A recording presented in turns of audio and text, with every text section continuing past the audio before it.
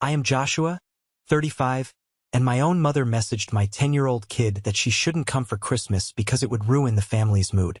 Thank you for being here. Please grab a warm glass of water, sit down, and listen as I tell you the whole story. My daughter, Lily, was sitting at the kitchen island, humming a Christmas carol. Her hands were covered in glue and gold glitter. She had spent the entire Saturday afternoon working on a small wooden jewelry box. She painted it white, carefully glued little gold stars around the edges, and used a red marker to write "Merry Christmas, Grandma" on the inside of the lid. It wasn't a masterpiece you would buy in a store, but it was perfect. She was so incredibly proud of it. She kept blowing on the paint to dry it faster, telling me how much Grandma was going to love it. I was at the stove, heating up some leftover pasta for dinner, smiling at her enthusiasm. Then her iPad buzzed on the counter. Lily had her own tablet for school and playing games, and she only used the messaging app to talk to my parents or her aunt. She wiped the glitter off her hands onto her jeans and tapped the screen. I heard her hum stop. I turned around to ask if she wanted cheese on her pasta. She was just staring at the screen. The color completely drained from her face. Her lower lip trembled, and she slowly looked down at the little wooden box she had spent hours perfecting. She didn't cry. She just looked incredibly small, like someone had let all the air out of her. "Lily? What is it, sweetie?" I asked, putting the wooden spoon down and walking over to her. She didn't say a word. She just pushed the iPad across the granite counter toward me. I looked at the screen. The message was from my mother. It wasn't a mistake. It wasn't a typo. It was a long, deliberate paragraph. It read, "Lily, you shouldn't come for Christmas tomorrow. It's best if you stay away. It will be easier for everyone.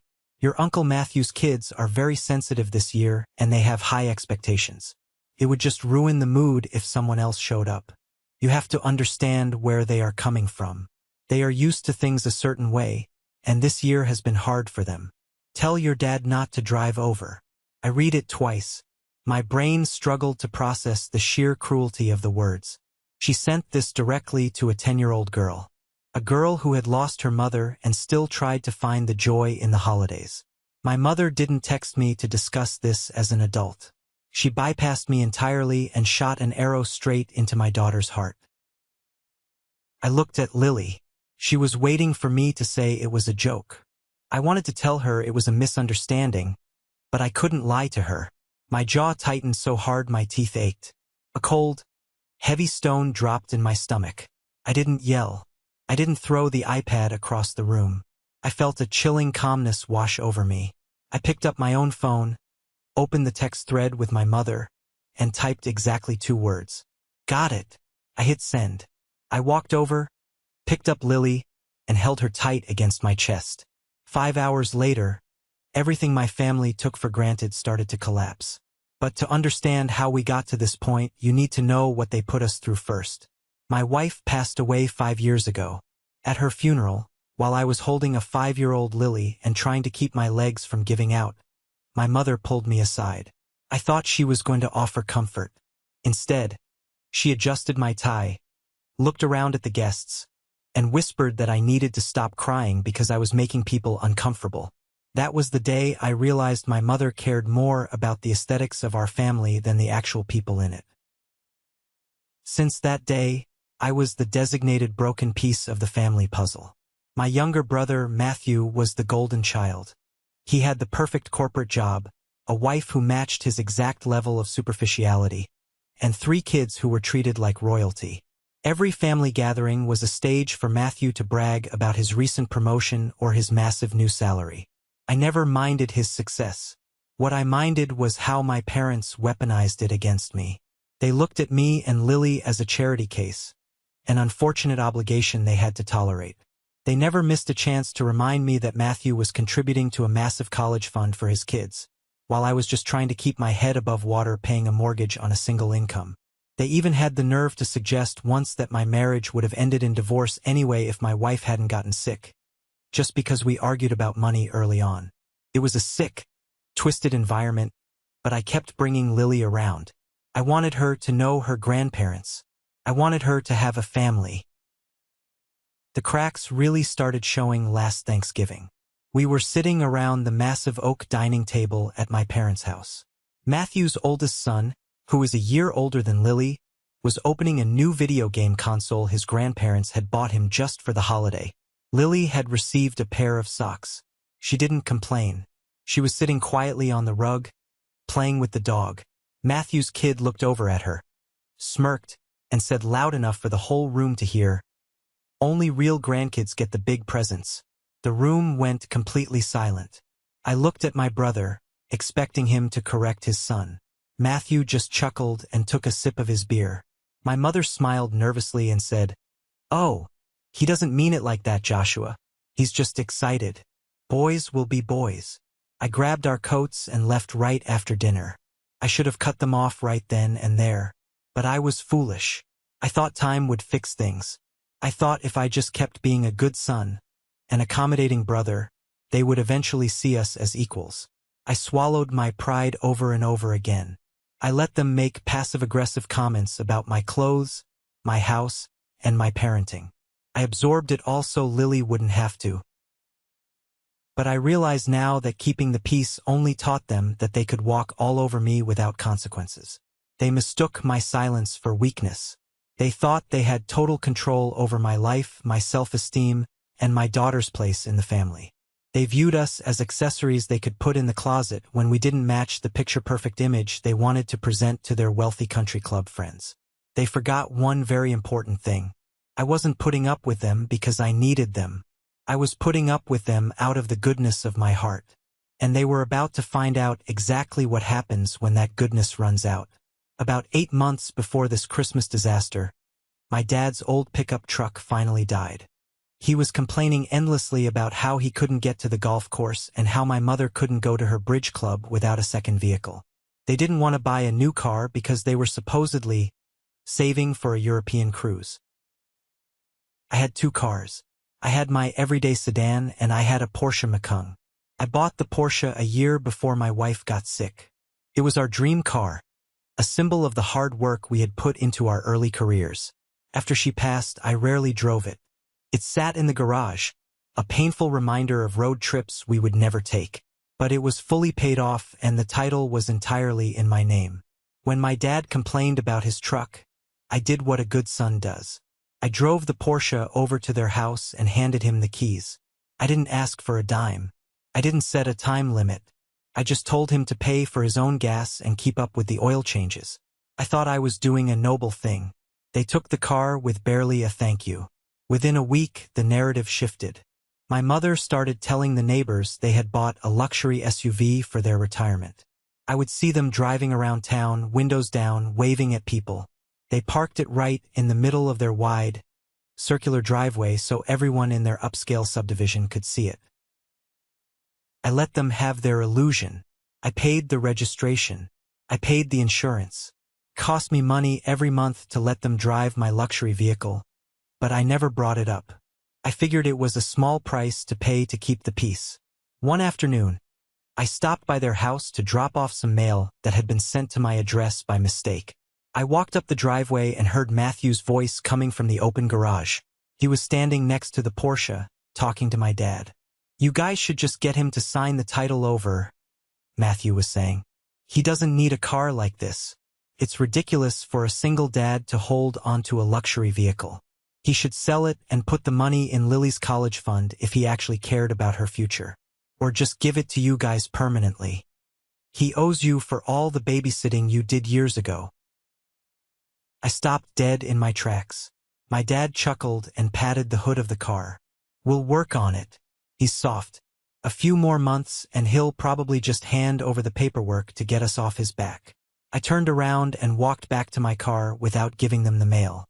They didn't view my generosity as a gift. They viewed it as a right. They honestly believed I owed them my property simply because I was the less successful son in their eyes. The car wasn't a favor to them. It was an entitlement. That memory played on a loop in my head as I stood in my kitchen on December 23rd, staring at the cruel text message my mother had sent to my 10-year-old daughter. They thought I was soft. They thought I was a pushover. They were driving my car, using my money, and treating my child like garbage. The time for being soft was officially over. It was 8:15 p.m. The house was quiet. Lily was sitting on the couch in her pajamas, watching a cartoon, pretending she wasn't hurt, but I could see the way she kept picking at the hem of her blanket. I picked up my phone and called Stacy. Stacy has been my best friend since college. She was the one who helped me organize the funeral. She was the one who brought over casseroles when I forgot how to cook. I didn't even say hello when she picked up. "Can you drive me somewhere right now?" I asked. "I'll be there in 10 minutes, she replied. No questions asked. That's the kind of friend she is. I grabbed my coat and pulled open the top drawer in the kitchen. I moved a stack of old takeout menus and grabbed the spare key fob for the Porsche. The heavy metal felt cold in my hand. I walked into the living room and kissed the top of Lily's head. "I have to run an errand, sweetie. Stacy is going to drive me. Lock the door. I'll be back in less than an hour."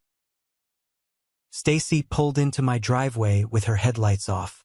I got into the passenger seat. "My parents' house," I said. She put the car in reverse. "They finally crossed the line?" They told Lily she wasn't welcome for Christmas because she'd ruined Matthew's kid's mood. Stacy gripped the steering wheel tight. "Do you want me to bring a baseball bat? Or are we just using our words?" "Neither. We're taking back what's mine." We drove across town in silence. The closer we got to their neighborhood, the more ridiculous the Christmas decorations became. My parents' street looked like a theme park. Tacky plastic reindeer, synchronized flashing lights, giant inflatable snowmen. My mother loved putting on a show for the neighborhood, proving how festive and perfect her life was. We pulled up to their house. The lights were blazing. I could see the glow of the massive television through the front living room window. I could see the silhouettes of my dad and Matthew sitting on the couch. And right there, parked perfectly under the motion sensor security light, was my black Porsche Macan, freshly washed, gleaming in the cold night air. "Keep the engine running," I told Stacy. I got out of the car. I didn't sneak. I didn't hide. I walked straight up the middle of the driveway, my boots crunching loudly on the frosted concrete.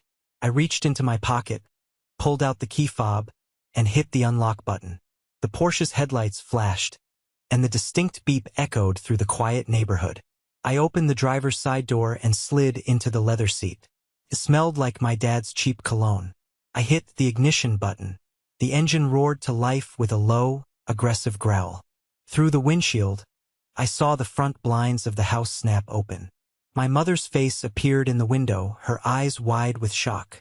A second later, the front door swung open. My dad stepped out onto the porch in his socks, followed closely by Matthew. They stood there, completely frozen. They didn't yell. They didn't run toward the car. They just stared at me in absolute disbelief. They couldn't compute what was happening. The soft, compliant son was doing something unpredictable. I didn't roll down the window. I didn't look back at them. I put the car in reverse, backed smoothly out of the driveway, shifted into drive, and hit the gas. I left them standing on the cold porch, watching their stolen luxury drive away into the darkness. The morning of Christmas Eve felt surreal. There was no festive music playing, no smell of cinnamon rolls in the oven. I woke up early and walked into the kitchen. Lily was already awake. She was sitting at the breakfast nook, staring out the window at the frost on the lawn. Her usual morning chatter was completely gone. I started making coffee. While the machine was brewing, I watched her stand up, walk over to the counter, and pick up the little wooden box she had made. She didn't look at it with pride anymore. She looked at it like it was a piece of trash. She walked over to the garbage can, and with a quick, decisive motion, she snapped the lid entirely off the hinges. The sound of splintering would echoed in the quiet kitchen. She tossed both pieces into the trash and walked back to the table without a word. My chest tightened. I didn't fish it out of the trash. Leaving it there felt like the most honest thing to do. My phone started buzzing on the counter. I picked it up. It was a barrage of text messages from my parents and Matthew. Not a single message mentioned Lily. Not a single apology for the cruel text the night before. My mother, "Where is the Porsche? Did you take it?" You didn't even knock. Your father needs to go to the grocery store this morning. My dad. Are you seriously throwing a tantrum? Bring the car back right now. You are acting like a child. Matthew, you're making a huge mistake, Josh. That car was keeping Mom and Dad afloat. You're ruining Christmas over a misunderstanding. Stop being so bitter about your own life. I stared at the screen. They truly believed I was the villain. They discarded my child like wrapping paper, but they were outraged that they lost their free ride. The audacity was breathtaking. I put my phone on silent, flipped it face down, and looked at Lily. Go get dressed, I told her, forcing a smile. We're going out for pancakes. The giant ones. We drove to a diner on the other side of town. I let her order the triple stack with extra whipped cream and chocolate chips. She ate quietly, her eyes focused on her plate. On the way home, I took a detour and pulled into the parking lot of a massive craft supply store. Come on, I said, unbuckling my seatbelt. You can pick out anything you want. No budget. She walked down the aisles with her hands stuffed in her pockets. She barely touched anything at first. Finally, in the back aisle, she stopped in front of a giant 1,000-piece puzzle of a galaxy and a new set of expensive watercolors. She looked up at me silently, asking for permission. I nodded, grabbed the items, and bought them. She didn't bring up Christmas. She didn't bring up Grandma. We were navigating a new reality. When we got home, the tone of the unread messages on my phone had shifted from annoyed to frantic. My dad was demanding I call him. Matthew was threatening to come over. I ignored all of it. I helped Lily clear off the dining table, and we started sorting the puzzle pieces by color.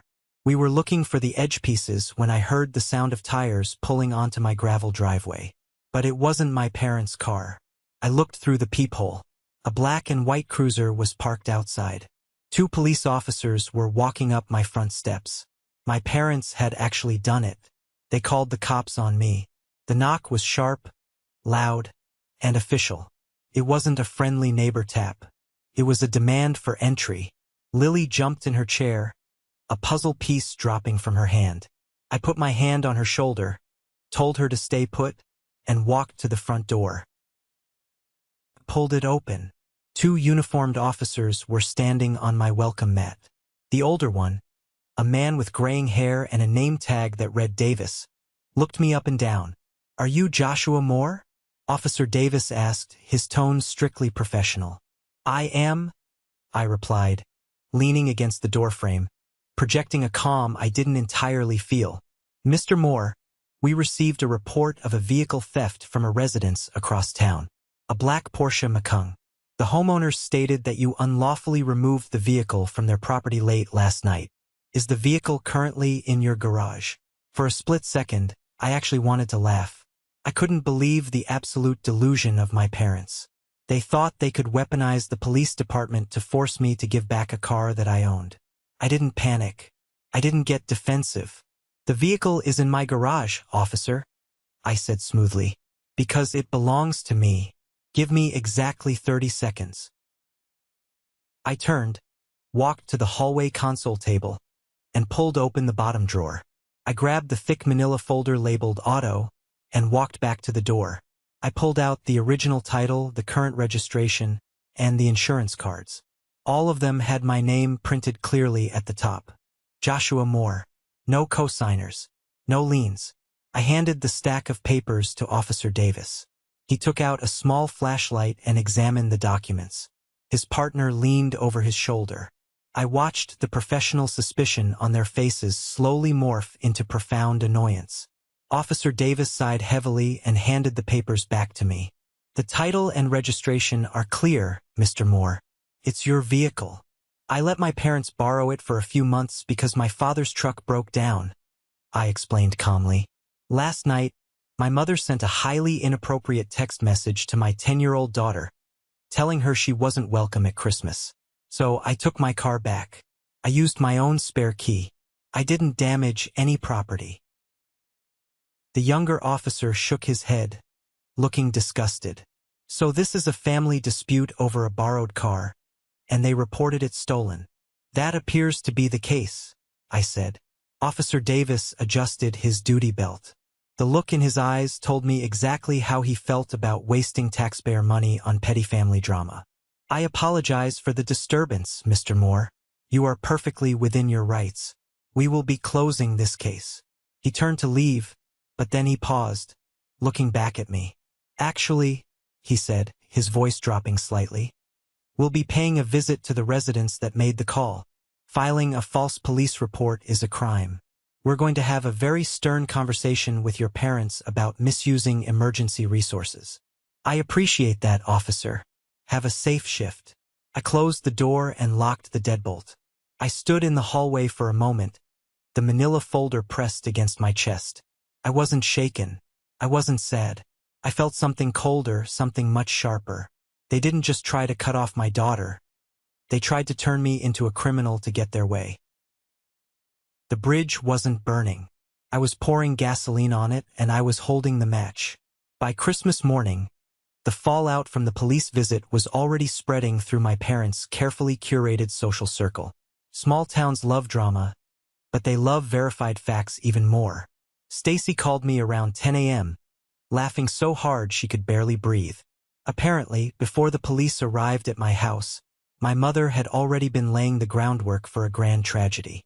She had called her neighbors, crying hysterically, claiming a gang of thieves had come in the middle of the night and stolen their luxury SUV right out of the driveway. She spun a full-on cinematic robbery story, claiming the neighborhood was unsafe. But the story completely fell apart when Officer Davis and his partner showed up at her front door. The neighbors, who were outside shoveling snow, watched as the police didn't take a report, but instead stood on the porch and aggressively lectured my parents. Then someone, I still don't know who, maybe a neighbor with a scanner or someone at the precinct, leaked the truth. By noon, half the congregation at their church knew that Joshua hadn't stolen anything. He had just taken his own car back, and his parents had tried to have him arrested for it. Things unraveled fast after that. Trying to recover her dignity, my mother actually drove her friend's car to the local Porsche dealership where I bought the Mustang. She walked into the manager's office, demanding to know if she had any squatter's rights or legal recourse to claim the car since she had been the primary driver for 8 months and had put premium gas in it. The sales manager, a guy named Rick who I play golf with occasionally, apparently just blinked at her. He told her in no uncertain terms that unless her name was on the title, she had absolutely nothing to talk about, and politely asked her to leave his office. She left humiliated. But instead of feeling shame, my family doubled down. My phone buzzed. It was a notification from the extended family group chat, a thread with over 30 cousins, aunts, and uncles that I usually kept on mute. Matthew had posted a picture of my dad standing by the curb holding a thermos, looking miserable in a heavy coat. The caption read, "Guess who's hoofing it to work in the freezing cold next week thanks to someone's selfish tantrum. So much for the spirit of giving." I watched the chat. A few cousins replied with laugh reactions, thinking it was a joke. An aunt replied with a hesitant yikes. Nobody asked what really happened. Nobody wanted the truth. They wanted the comfortable narrative where I was the unstable, bitter widower who ruined Christmas. I didn't defend myself. I didn't type a single word explaining the text message sent to Lily or the fake police report. I simply pressed the Leave Group button. No announcement, no dramatic exit. Just gone. Let them have their echo chamber. I didn't care about their opinions anymore. I was busy making hot chocolate for my daughter and helping her finish the border of her galaxy puzzle. For the first time in 5 years, my house felt genuinely peaceful. The heavy, suffocating expectation of trying to please people who hated me was gone. But my mother couldn't stand being ignored. Silence was the one weapon she didn't know how to fight. If she couldn't control me privately, she was going to try and destroy me publicly. And that's when she made her biggest mistake. On the evening of December 26th, the digital knife plunged into my back. I was in the kitchen washing dishes when Stacy texted me a series of screenshots. Her message just read, "Don't do anything crazy yet, but you need to see this." I dried my hands and opened the images. It was a long, meticulously crafted Facebook post from my mother. She didn't make it completely public. She was too smart for that. She set the privacy to friends and extended family, ensuring it reached exactly the audience she wanted to manipulate. Distant relatives, old classmates, and people from my hometown who only knew the surface details of my life. The post started with fake sweetness, a tactic she had perfected over decades. "Family doesn't always mean blood," she wrote. "Sometimes people choose bitterness over love, no matter how hard you try to hold them close." Then it hit the gas. When Joshua's wife passed away, we opened our hearts and our home to him. We tried everything to help him pick up the pieces. We supported him financially and emotionally. But some people just want to stay broken. They project their anger onto the people who love them most. It breaks a mother's heart to watch her son spiral into such dark, selfish behavior, especially during the holidays. I felt my blood pressure rising, but I kept reading. The next paragraph was the kill shot. "He is pushing everyone away. Honestly, with his temper and his instability, he'll never find another woman who will put up with him. He'll never rebuild a normal life. But at least our other son, Matthew, gave us a beautiful daughter-in-law and 3 perfect grandkids. They bring us the kind of joy we always hoped for. We are focusing on the light this season and praying for those lost in the dark." I stared at the glowing screen. The sheer, unadulterated venom took my breath away. It wasn't just a lie about the car or the police. She was publicly declaring that I was damaged goods, a terrible father, and unlovable. She was using my dead wife to score sympathy points on the internet. And she was publicly elevating Matthew's kids while completely erasing Lily's existence. I scrolled through the screenshots of the comments. People who hadn't spoken to me in a decade were chiming in, sending prayers. "So sorry you have to deal with this. Stay strong. A mother's love never fails. Matthew really is a blessing to your family." They were eating it up. She had successfully painted herself as the tragic, long-suffering matriarch dealing with a psychotic son. I didn't feel sad. I didn't feel misunderstood. I felt a white-hot, consuming rage. I realized in that moment that my mother didn't think she had lost a son. She thought she had successfully disposed of the defective one. She thought she had won. I walked into the living room. Lily was asleep on the couch, the TV playing softly in the background. I pulled a blanket over her and tucked it under her chin.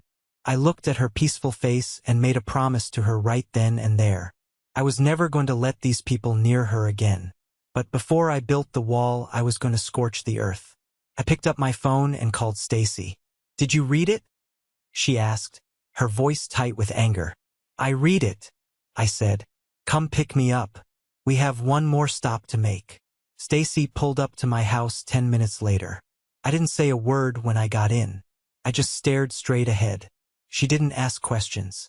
She knew exactly where we were going. When we arrived at my parents' house, the ridiculous plastic snowman on the lawn was still inflating and deflating, waving its stupid mechanical arm.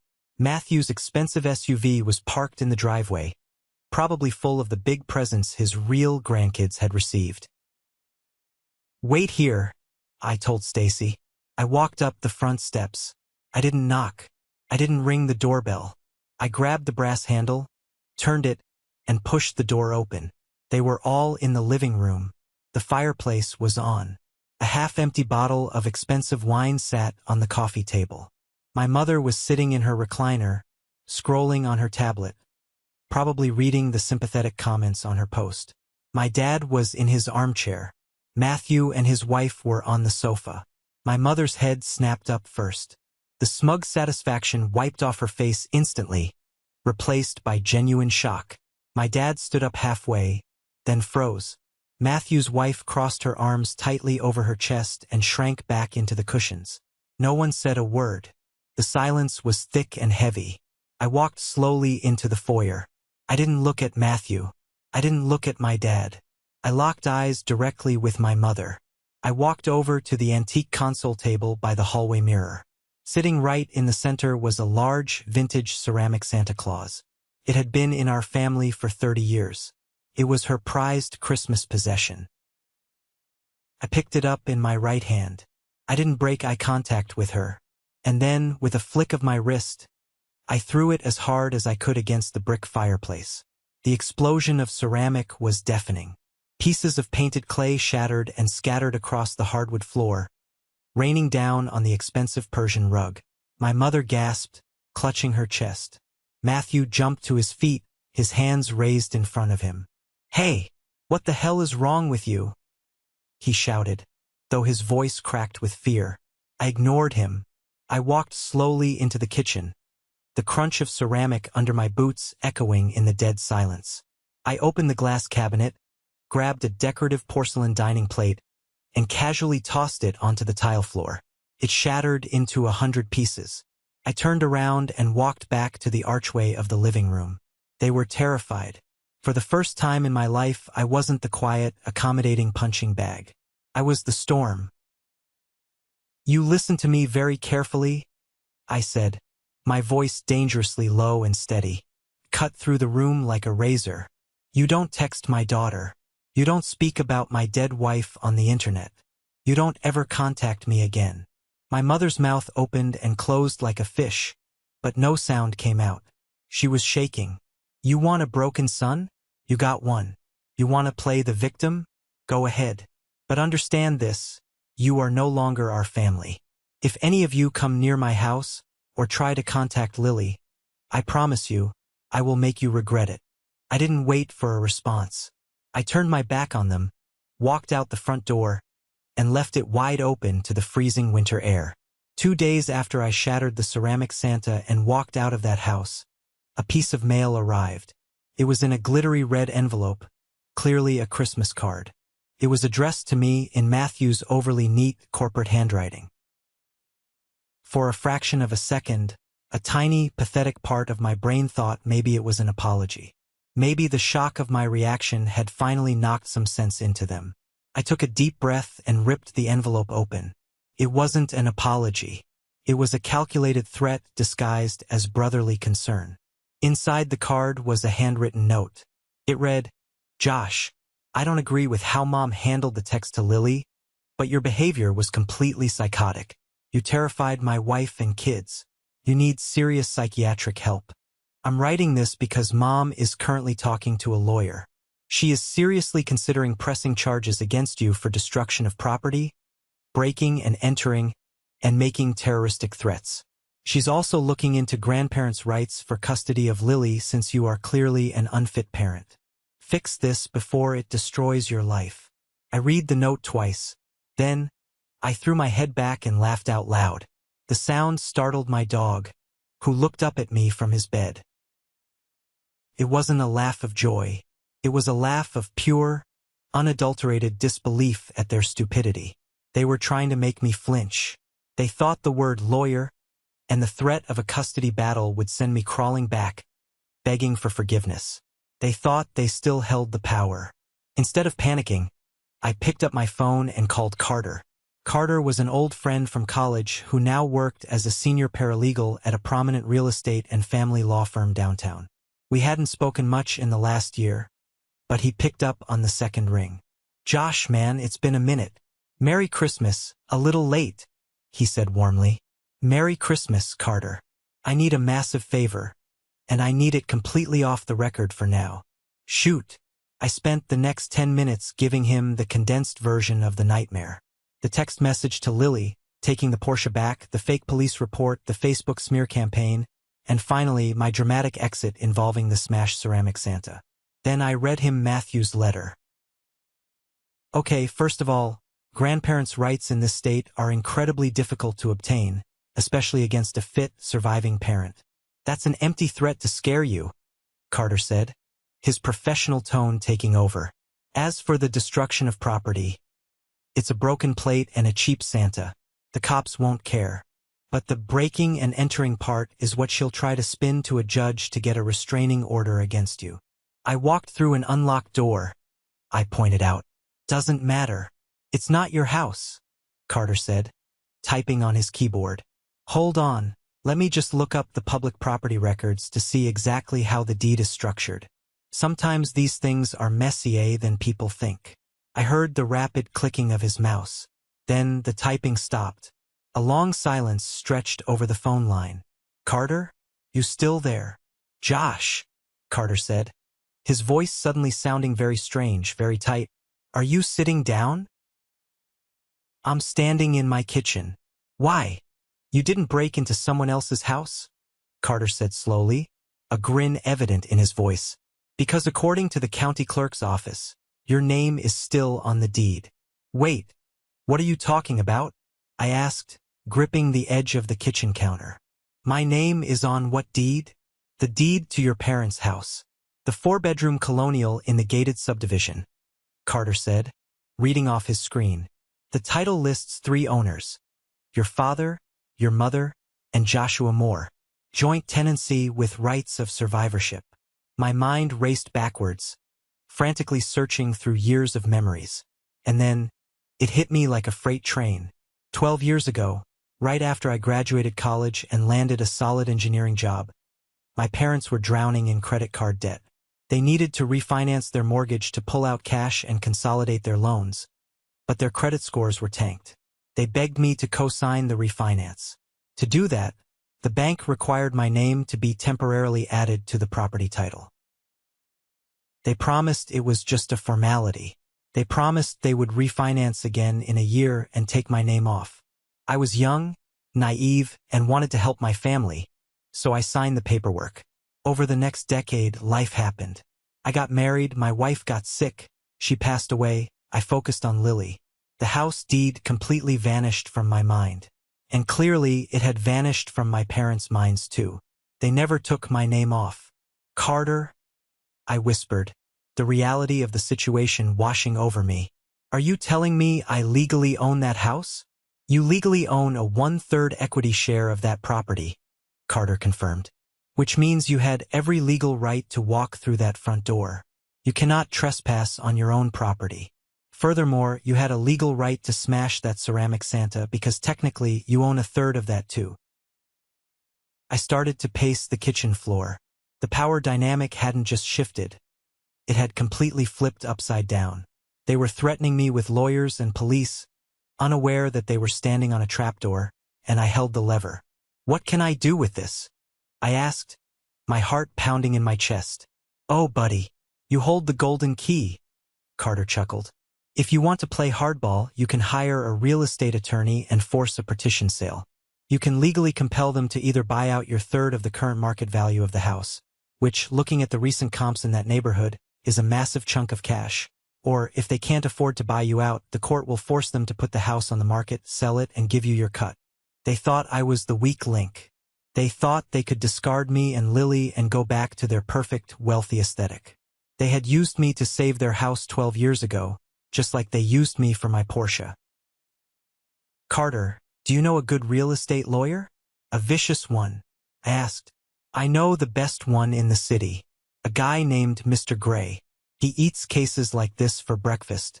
I'll text you his contact info right now." I hung up the phone and looked out the kitchen window.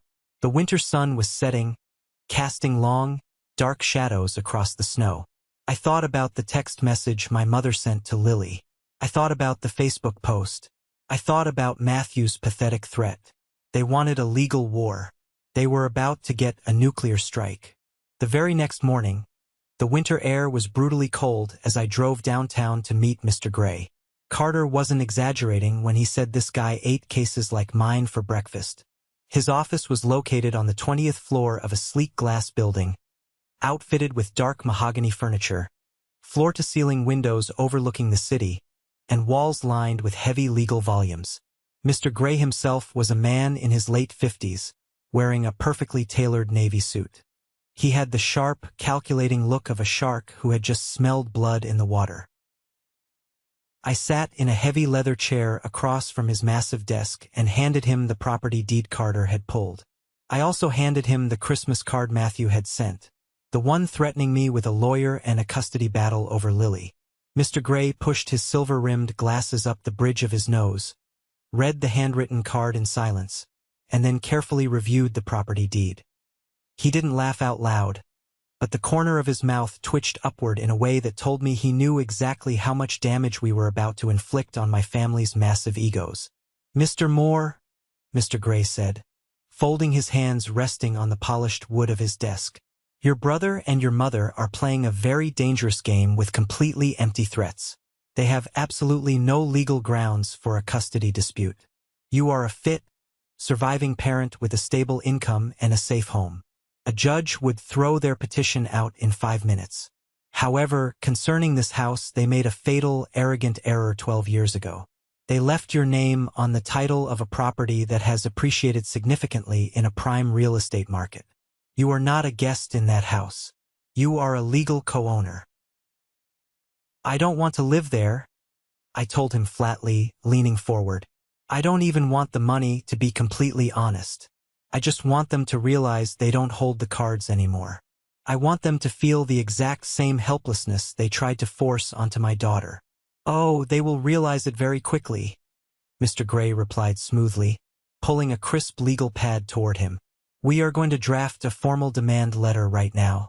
It will state clearly that you are exercising your absolute legal right to force a partition sale. We will give them exactly 2 options. Option A. They buy out your 1/3 equity share at current market value within 60 days. Option B. We file a lawsuit to force the sale of the property on the open market, and the proceeds are split 3 ways. Either way, they have to pay you a massive sum of money, or they lose the roof over their heads. I felt a massive surge of adrenaline rush through my veins. For 5 long years, they had used my finances, my car, and my grief against me. They thought I was a pushover. Now, the law was handing me a sledgehammer and I was going to swing it. We drafted the letter right then and there. It was cold, formal, and utterly merciless. It stripped away all the toxic family history and reduced them to mere tenants standing in the way of my legal rights. I signed the bottom with a firm hand, and Mr. Gray assured me it would be sent via certified mail that exact afternoon. Walking out of that office building into the crisp winter air, I felt taller. The heavy, suffocating fog that had clouded my judgment and kept me compliant for the last 5 years was completely gone. The war was officially on. The certified letter from Mr. Gray's office arrived at my parents' house on a Tuesday morning. I knew the exact moment the mail carrier handed it to them because my cell phone practically exploded on my kitchen counter. For the first 2 hours, I didn't get any phone calls. I just got a frantic, rapid-fire string of text messages. My dad texted first. Josh, what the hell is this garbage from a lawyer? Call me immediately. You are making a huge mistake. We need to talk about this like adults. An hour later, when I didn't respond to his demands, the tone completely shifted from angry authority to pure, unadulterated panic. My mother left a voicemail. I sat at my kitchen island, sipping a cup of black coffee, and listened to it on speakerphone. Her voice was shaking violently. She was entirely stripped of that polished, arrogant, country club tone she used to belittle me on Facebook. She sounded exactly like an old woman who had just realized she stepped on a landmine and heard the click. Joshua, please pick up the phone, she pleaded, her breath catching in her throat. This is a massive misunderstanding. The bank was supposed to take your name off the deed years ago. It's just a clerical error, a technicality. You can't force us out of our home. We built our lives here. Please just call us back. Let's just sit down and talk about this as a family. Then came Matthew's email, the golden child. The brother who, just days prior, had threatened to take my daughter away and declared me mentally unstable, was suddenly begging for mercy. He wrote 3 massive paragraphs of sheer desperation. He claimed that a forced property buyout would completely bankrupt our parents and destroy the inheritance he had been heavily counting on to pay for his kids' private schools. I read the email twice, scanning every single line. There was absolutely no mention of Lily. There was no mention of the cruel Christmas text message that started this entire chain of events. There was no apology for calling the cops on me. There was only raw, selfish fear about losing their wealth, their pristine reputation, and their financial comfort. They didn't care that they had broken my heart. They only cared that I was breaking their bank accounts. I didn't answer a single phone call. I didn't reply to a single text message or email. I simply put my phone on silent, placed it face down on the granite counter, and walked away. I let them sit in the terrifying, suffocating silence they had forced on me so many times over the years. Whenever I had tried to express my feelings or defend my wife's memory, they had met me with cold, dismissive silence. Now, silence was my weapon. Silence is a mirror. When you refuse to engage with narcissists, they have no one to project their toxicity onto, and for the first time in their lives, they were being forced to look at their own ugly reflection. They were trapped in a house they suddenly realized they didn't fully own, waiting for a son they had discarded to decide their fate. For the next 48 hours, the panic radiating from their side of town was palpable, and I was sleeping better than I had in 5 years. At 9 a.m. the following morning, the doorbell rang. I wasn't expecting any packages, and I certainly wasn't expecting company. I checked the peephole, bracing myself to see a furious Matthew or my father standing there ready for a screaming match on my front lawn. Instead, I saw a woman shivering on my porch, holding a small rolling suitcase and wearing a heavy winter coat. It was Aunt Sarah, my mother's youngest sister. I hadn't seen her in person in almost 5 years, right around the time of my wife's funeral. She lived out in Arizona, enjoying her retirement, and she usually kept a very safe distance from the endless drama my mother constantly manufactured. I quickly unlocked the deadbolt and pulled the door open. She looked up at me, her eyes tired but incredibly sharp. "I'm not staying with them," she said, her breath pluming in the freezing air. Before I could even say hello, "Can I come in, Josh?" "Of course," I said, stepping aside immediately to let her into the warm hallway. I grabbed her suitcase and closed the door behind her. She didn't even wait to take her heavy coat off before she started explaining.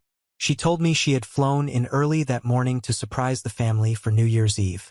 She took a cab straight from the airport, walked through their front door, and instantly hit a wall of toxic, suffocating tension.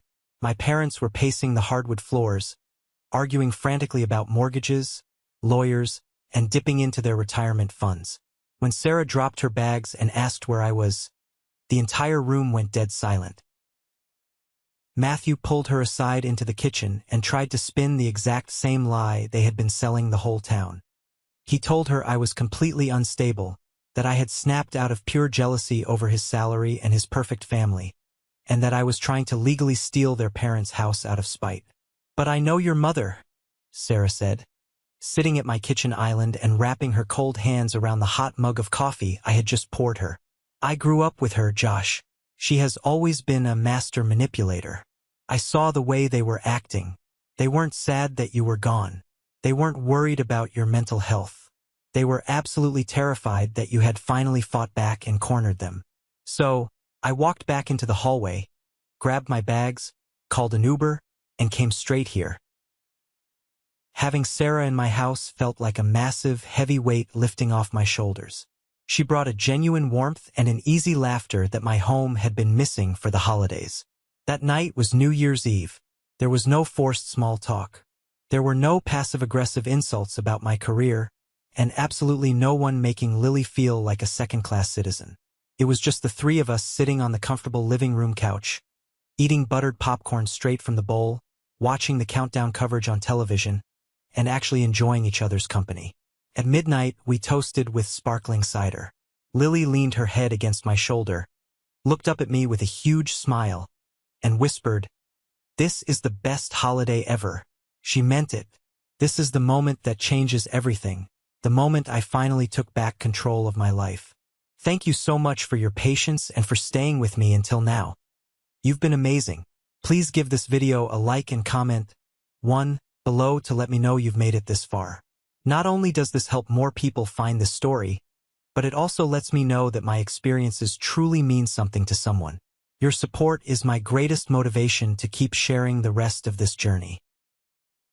The next morning, the first day of the new year, we were sitting around the dining table eating the massive stack of blueberry pancakes Sarah had insisted on making. The sunlight was pouring through the windows, melting the frost on the lawn. Felt like a fresh start. But during breakfast, Sarah revealed something that completely shattered any lingering shred of guilt I might have had about destroying my relationship with my parents. We were talking quietly about the past, making sure Lily couldn't hear us from the living room.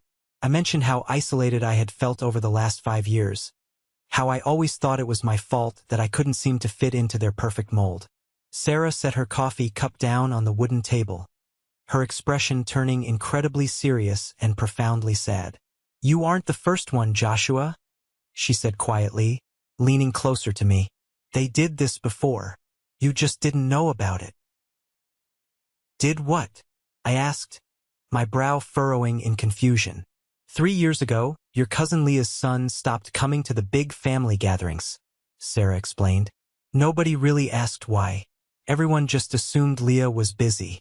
But your mother told me the truth privately over the phone.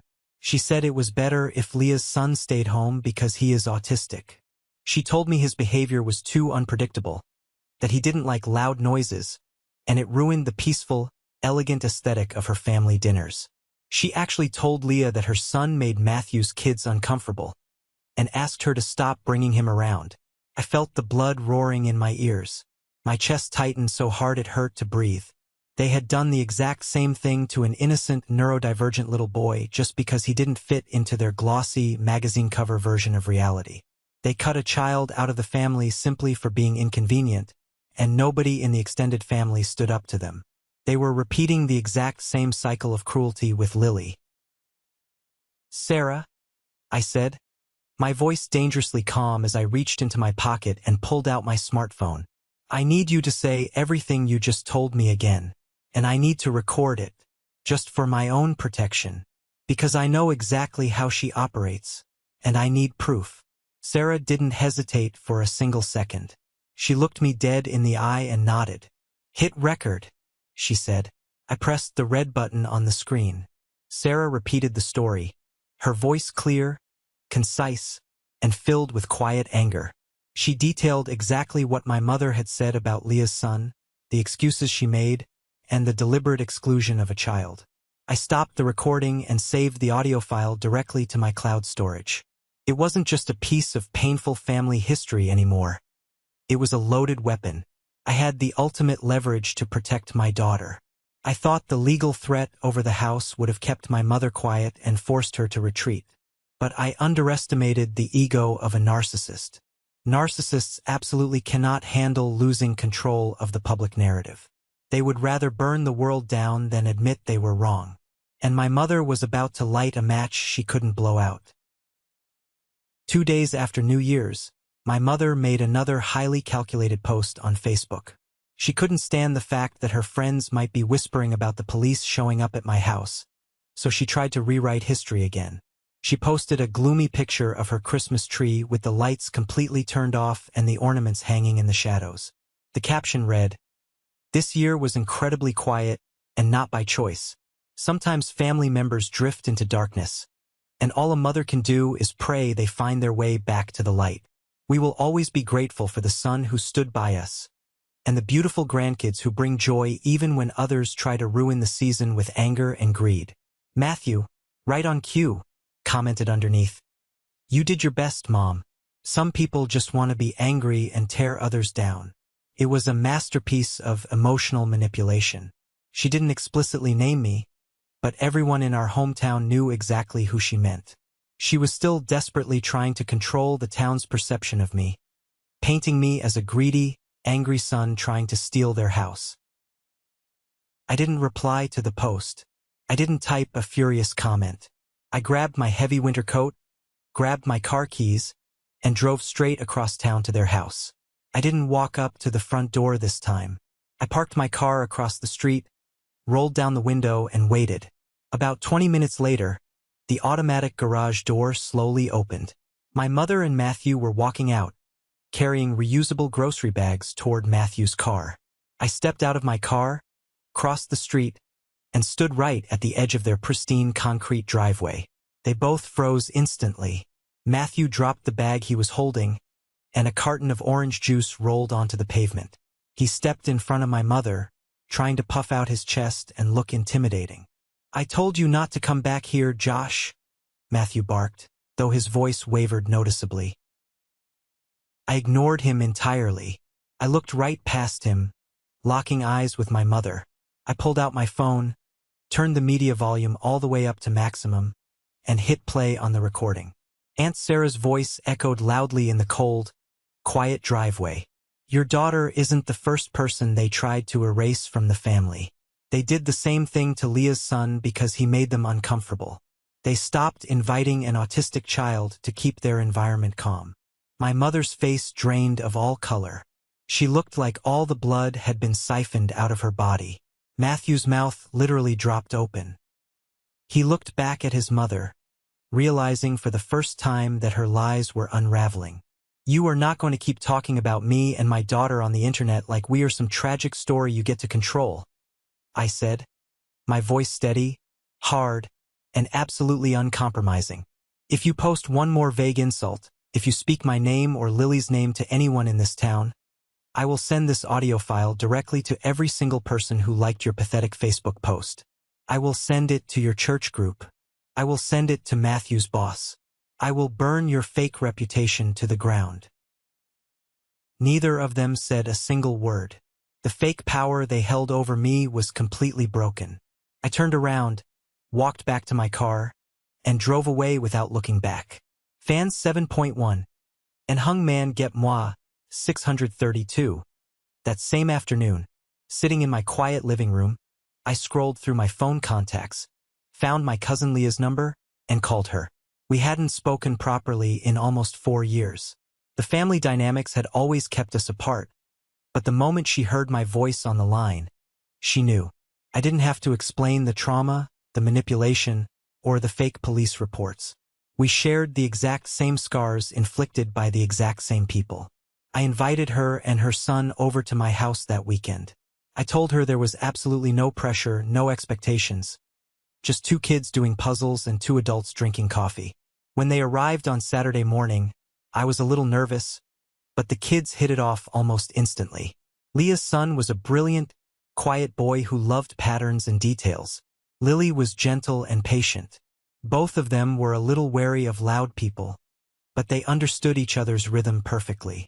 They spent the entire afternoon sitting on the thick rug in the living room, working together to sort out the edges of the 1,000-piece galaxy puzzle I had bought for Lily on Christmas Eve. Leah and I sat at the kitchen island, drinking hot tea and slowly stitching together the emotional damage left by the people who were supposed to protect us. We shared stories of the subtle insults, the blatant favoritism, and the exhausting effort it took to constantly walk on eggshells around my mother. It was incredibly validating to hear someone else say, "You aren't crazy. They really are that toxic." The next day, Leah sent me a screenshot that made me laugh out loud. She had purposely gone onto Facebook and sent a friend request to my mother. As soon as my mother accepted it, probably hoping to snoop on Leah's life, Leah immediately blocked her. It was a small, petty act of rebellion, but it felt like a massive, shared victory. For the first time in my life, I realized I didn't have to accept the family I was born into. I could build a new one, a chosen family made up of people like Stacy, Aunt Sarah, and Leah, people who valued honesty over appearances, who loved my daughter for exactly who she was, and who didn't view relationships as transactions. The heavy, suffocating silence that used to surround me wasn't on their side anymore. It was on ours, and it was peaceful. The following Monday morning, while Lily was upstairs brushing her teeth and getting her backpack ready for school, I sat at the kitchen table with my laptop open. The winter sun was bright, and I felt a profound sense of clarity. I opened my phone contacts.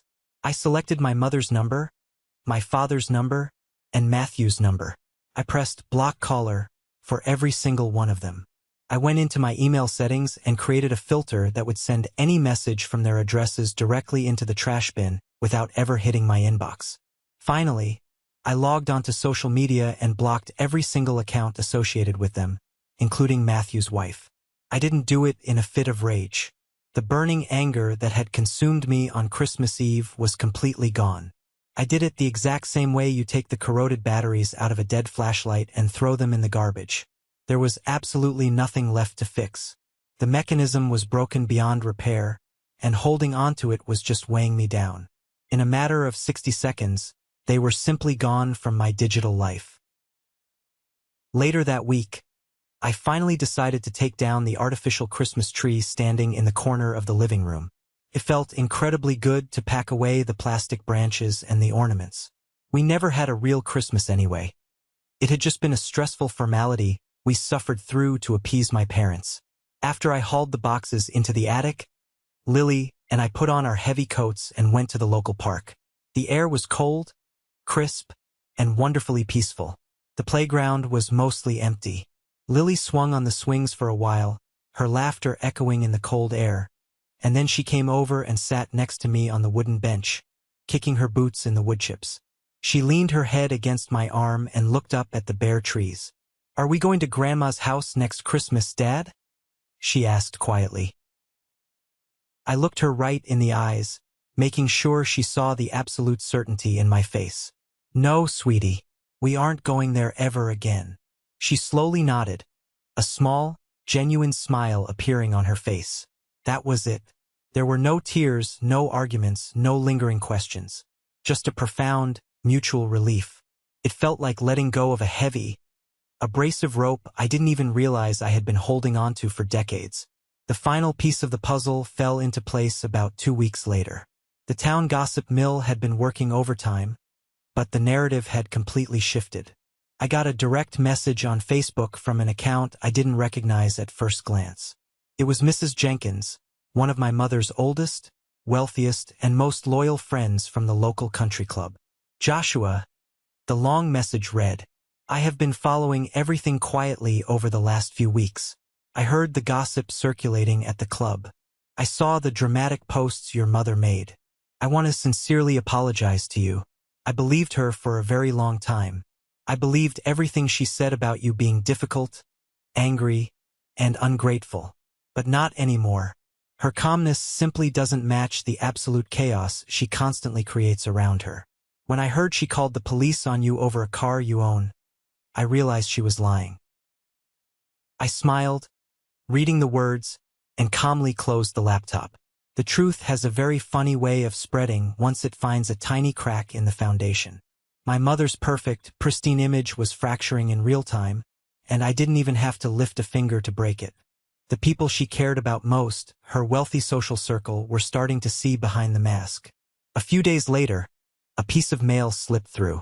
It was an email from Matthew that bypassed my spam filter because he used his corporate work address. I read the subject line, "Hope." I clicked on it purely out of morbid curiosity. It was short, carefully worded, and utterly pathetic. He said he hoped I was doing okay, that he missed Lily, and that things just got a little out of hand. There was no apology. It was just a calculated attempt to plant a seed of guilt. At the very bottom, he added a final line, "Mom still cries every day." It was supposed to be the hook, the emotional bait to drag me back into the drama. But it didn't work. I felt absolutely nothing, because I knew exactly what my mother was crying for. She wasn't crying for me. She wasn't crying because she missed her granddaughter. She was crying because she had lost control of her favorite punching bag, and she was about to lose a massive amount of money. I hit delete, permanently erasing the message, and went back to making dinner for my daughter. Months passed, and the brutal winter turned into a bright, warm spring. The legal battle over the house ended exactly how Mr. Gray predicted it would. Facing the terrifying public humiliation of a forced court sale, my parents drained their retirement savings, took out a massive, high-interest loan, and bought out my 1/3 share of the house just to keep up appearances in their gated community. A very large, certified check was deposited directly into my bank account. I didn't buy a new car or go on a wild vacation. I took a large portion of that money and set up a secure, high-yield college fund for Lily, ensuring her future was protected. I used the rest to pay off the remaining balance of my own mortgage. Lily thrived in the peace of our new life. She started sleeping soundly through the night. Her teacher actually pulled me aside after school one afternoon to tell me how much more confident, outgoing, and happy she had become in class. Watching her run across the playground, laughing genuinely with her friends, I knew with absolute certainty that I had made the right choice. I didn't just protect my daughter from a bad Christmas. I protected her from becoming a version of me. I saved her from spending 30 years of her life trying to earn love from people who were fundamentally incapable of giving it. I broke a generational cycle of abuse, and I built a fortress of peace around my child. Thank you for sticking around and listening to my story. I know it was a long and heavy one, but it's a journey I felt I had to share. I hope this resonated with you in some way, especially if you've ever found yourself exhausted by trying to please people who only value their own image over your well-being. Have you ever found yourself in a similar situation, dealing with toxic family members who constantly manipulate the truth? Let me know down in the comments. I read every single one of them, and your stories remind me that I'm not alone. Before you go, I have a very special request. If you are hearing this sentence right now, you are part of an exclusive group. You are officially part of the 1% Club. I want you to go down to the comments right now and just type the letter W. W stands for winner. It's our secret code so I can instantly recognize the amazing, resilient people who stayed with me to the very end of this video. You guys are the real winners in life, and your continued support means the absolute world to me. Please hit that like button, subscribe to the channel, and turn on the notification bell so we can keep sharing these incredible stories together. Until next time, take care of yourselves, stay strong, and remember to always protect your peace.